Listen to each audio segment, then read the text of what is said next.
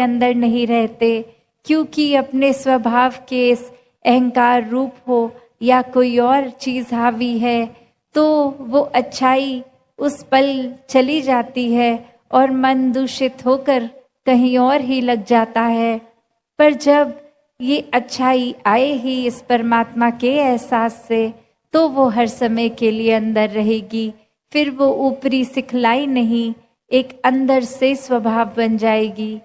तो ऐसी एक अच्छाई हर समय जीने की शिक्षा ही भक्तजन संतजन देते हैं और कहते हैं कि अभी तक का जीवन, चाहे बाल अवस्था हो या बुजुर्गी, एक संसार में आकर कर्तव्य निभाते हुए एक इस माया में अक्सर इतना उलझ जाते हैं, तो हर पल चलाते हैं कि जो परमात्मा ने दिया उसी में शुक्राना, ये परमात्मा का धन्यवाद। तो कैसे अपने जीवन को हर कोई एक ज्ञान की रोशनी से एक बहुत ही सहज और सरल जीवन जी सकता है, जिस जीवन में दिखावा मात्र नहीं रह जाता, एक असली सच्चाई से इस परमात्मा से जुड़कर जीवन में खुद भी एक अपने रोशनी ही करा जा सकता है। फिर वो मन का ठहराव अपने आप आ जाता है। तो भाव वही कि संत जो होते हैं उनको फिर एक दुनियावी माहौल कैसा भी हो, एक आरामदायक हो ना हो, फिर भी एक संत तो उस दुनियावी माहौल में रहते हुए भी उस दुनियावी माहौल से ऊपर ही रहते हैं। एक आनंद की अवस्था में हर स्थिति में खुद को एडजस्ट करते हुए कि एक जहाँ स्थिति जो है उसको अगर वो सही भी करनी है तो उसमें प्रयत्न करना है, एक अपने दुनियावी रूप में अचीवमेंट सपने बनाकर उस तरफ चलना है। पर अगर परमात्मा को मंजूर नहीं और वो एक कार्य उस तरह से ना हो जैसा सोचा रखा है, तो भी एक परमात्मा को कोसते नहीं है भक्त, एक परमात्मा को शुक्राने भाव से यही मन के भाव रखते हैं कि इसी में ही भलाई होगी, इसलिए ये कार्य हम जैसे चाहते थे वैसे नहीं हो पाया। तो कैसे अपने जीवन को भक्तों ने हर समय इस परमात्मा के ही आसपास केंद्रित रखा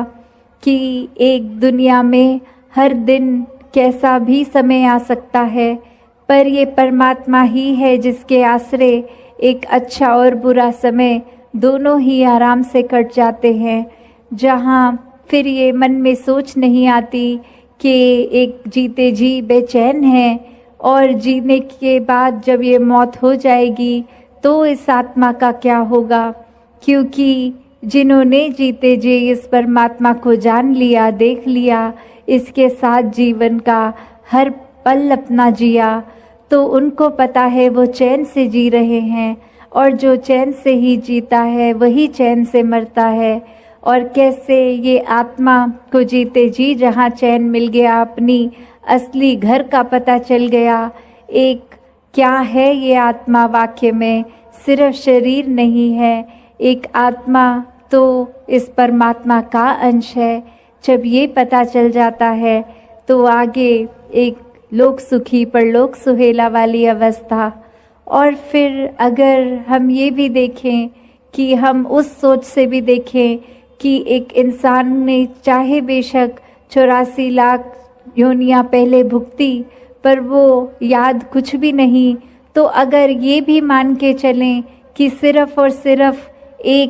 ये ही एक ही एकलौता जन्म है, तो इसी में फिर ज्ञान लेना है, ये ब्रह्म ज्ञान के साथ जुड़कर इस